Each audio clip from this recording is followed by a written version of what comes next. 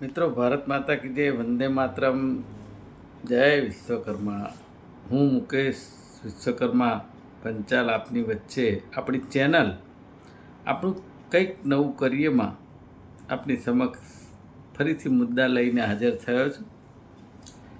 અગત્યની જાણકારીઓ પણ છે, સાથે સાથે આપણી દરરોજની જેમ આપણું એક વાક્ય, ગદ્દારીથી હંમેશા બચતા રહો. ગદ્દારી 22 વર્ષથી માંડીને 72 વર્ષનો કે 80 વર્ષનો કોઈ પણ માણસ કરી શકે છે. આજના યુગની અંદર લોકોને સંબંધ મહત્ત્વના નથી, રૂપિયા મહત્ત્વના છે. એટલે કોઈ પણ સાથે ગદ્દારી થઈ શકે. સમાચારની શરૂઆત કરીએ છીએ. સૌથી પહેલાં સમાચાર એવા છે કે કોંગ્રેસમાંથી ભાજપમાં ગયેલા હાર્દિકભાઈ પટેલે કદાચ પહેલાં જેવા તેવર પાછા દેખાયા હોય એવું લાગ્યું છે. કહ્યું છે કે ભાજપ સરકાર સામે ઉપવાસ પર બેસવાની ધમકી બાદ હાર્દિકભાઈ પટેલે ભાજપની શિસ્તના રીલે રીડા ઉડાવ્યા અને લખ્યું, વેમ હોય તો કાઢી નાખજો. ધમકીભરી પોસ્ટ કરી સરકાર સામે બગાવતી તેવર બતાવ્યાની ચર્ચા થઈ રહી છે. હવે આમાં તો એવું છે કે વિસ્તારના કામ ના દેખાય તો કંટાળે જ માણસ, કારણ કે પ્રજાને જવાબ તો એ લોકલ ધારાસભ્ય કે કોર્પોરેટરે આપવાનો હોય, કોઈ પણ પાર્ટીનો. સારી વાત છે. બીજી વાત એવી છે કે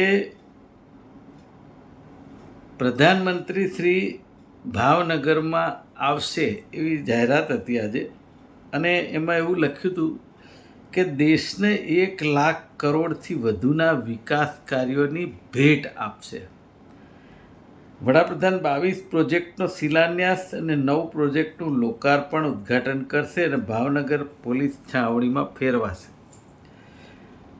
આ બધી વસ્તુથી આપણને કશો વાંધો નથી. પ્રધાનમંત્રી છે અને આપણા ટેક્સના આપેલા પૈસાનો સદુપયોગ કરતા હોય તો સારી વાત છે, પણ પ્રધાનમંત્રી શ્રી ભેટ આપે છે એ શબ્દ સાથે વાંધો એટલા માટે છે કે ભેટ એ જ આપી શકે કે જે પોતાના કમાયેલા પૈસા હોય એમાંથી આપણે કોઈકને કંઈક આપીએ તો એ ગિફ્ટ કે ભેટ કહેવાય.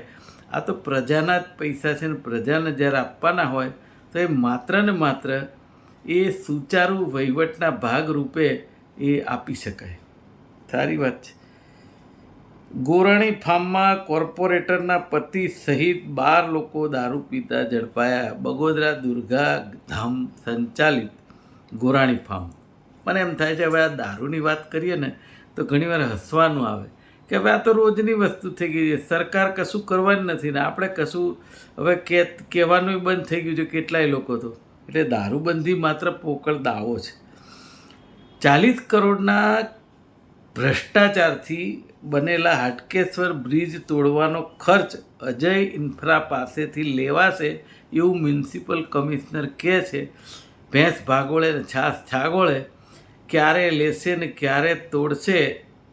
હાટકેશ્વર બ્રિજને લઈ અકળાયેલા ભાજપના કોર્પોરેટરે કહ્યું, હવે બસ કરો, આ વાતો બહુ થઈ ગઈ. સારી વાત છે. ચલો, એક પછી એક લોકો જુઓ, ભાજપ હોય કે કોંગ્રેસ હોય, પોતાની જ પાર્ટીમાં અમુક પ્રકારનો અન્યાય થતો હોય તો એ જોઈ ના શકે, કહી શકે. એ ભાજપના કોર્પોરેટરને અભિનંદન આપું છું. 7th ડે સ્કૂલના વાલીઓની ઓફલાઈન શિક્ષણ શરૂ કરવાની ડીઈઓને રજૂઆત.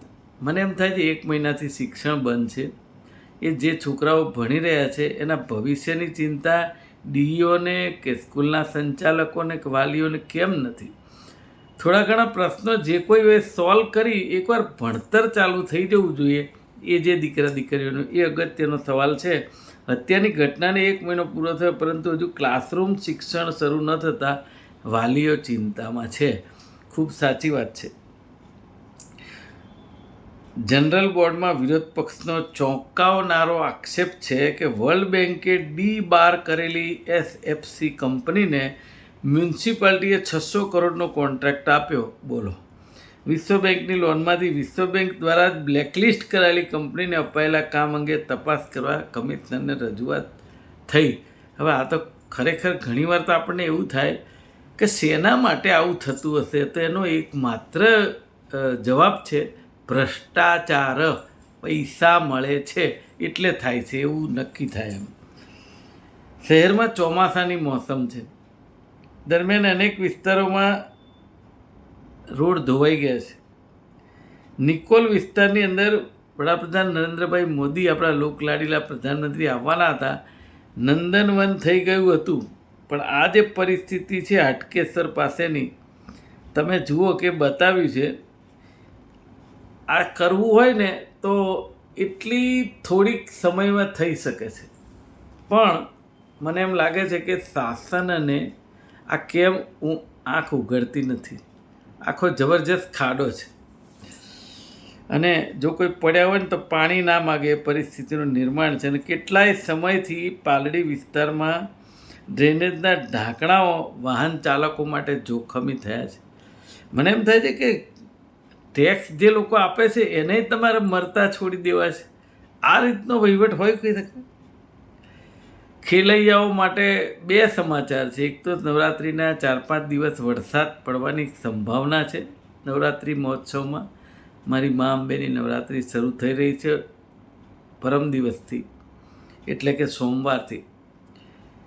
અને બીજી વાત એમને એવી છે કે અસુરક્ષિત રીતે ટેટુ કરાવવાથી પણ હિપેટાઇટિસનું જોખમ વધી શકે છે. એટલે આ ખેલૈયાઓએ ખાસ ચેતવા જેવું છે, બરાબર. બીજી એક વાત એવી છે, ગ્રાન્ટ ઇન એડમાં સરકારે કરેલી ભરતીના ભ્રષ્ટાચારોની ડિમાન્ડ. નોકરીમાં હાજર થયેલા શિક્ષકોના સંચાલકોએ કહ્યું કે ફૂલ નહીં તો ફૂલની પાંખડી આપો. બોલો, હવે આ ક્યાંનો નિયમ છે? સરકારે પસંદ કરીને ફાળવેલા શિક્ષક સહાયકો પાસે રૂપિયા માગતા આચાર્ય સંચાલકો, દાન સ્વરૂપે પૈસા માગતી ટ્રસ્ટ સંચાલિત ગ્રાન્ટેડ સ્કૂલો બેફામ છે. સરકારની નજર કેમ નથી આના ઉપર? આ સૌથી મોટો સવાલ છે. જનરલ વોર્ડમાં વિરોધ પક્ષનો ચોંકાવનારો આક્ષેપ છે કે હા, એ સમાચાર આવી ગયા છે. મચ્છર અને પાણીજન્ય રોગચાળો વકર્યો.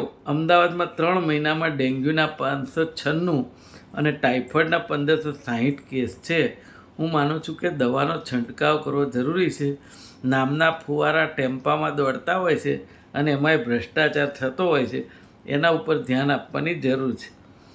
શહેરમાં બંધ સ્ટ્રીટ લાઇટ અને રોગચાળાની પુષ્કળ ફરિયાદો છે.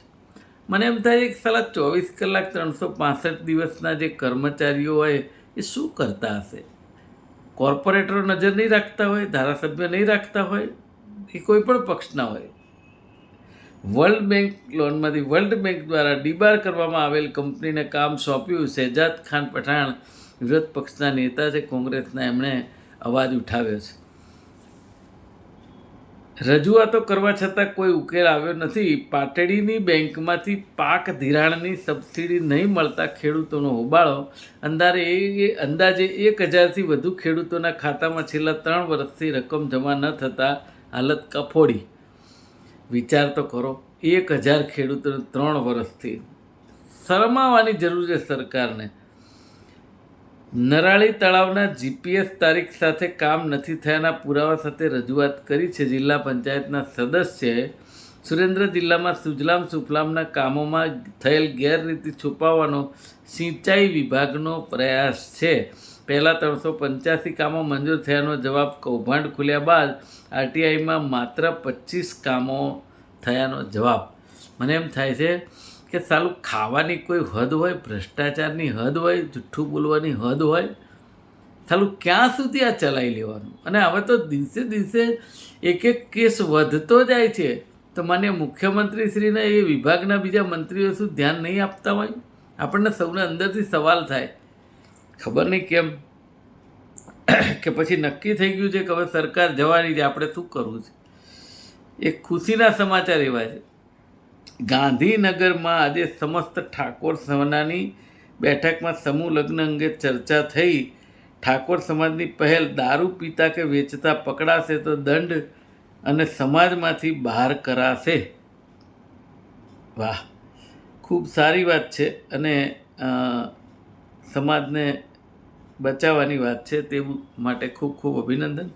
પણ મૂળ વાત એવી કે સરકાર અને ગુજરાતની કોર્પોરેશનો ખરેખર અત્યારે ધ્યાન આપવાની જરૂર છે. ખૂબ પરિસ્થિતિ ગુજરાતની ખરાબ છે. રોડ રસ્તા હોય, ગટર હોય, પાણીની વાત હોય, આરોગ્યની વાત હોય કે શિક્ષણની વાત હોય, ખૂબ તાતી જરૂર છે એવું દેખાઈ રહ્યું છે.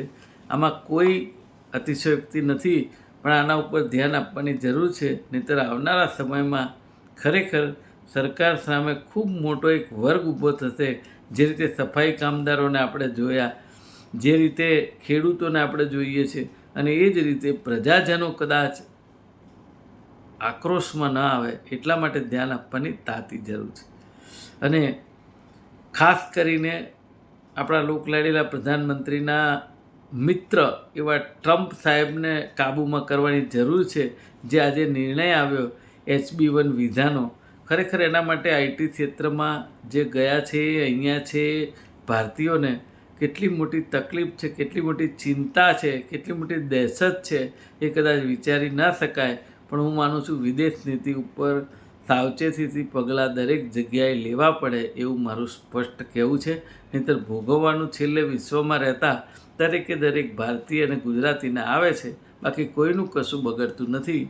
એટલે જરૂરી છે આપણે વિચારવું અને ધ્યાન રાખવું. આજે બસ આટલું જ. આવતીકાલે ફરી મળીશું. મુકેશ વિશ્વકર્મા પંચાલના. જય શ્રી કૃષ્ણ, જય મા અંબે.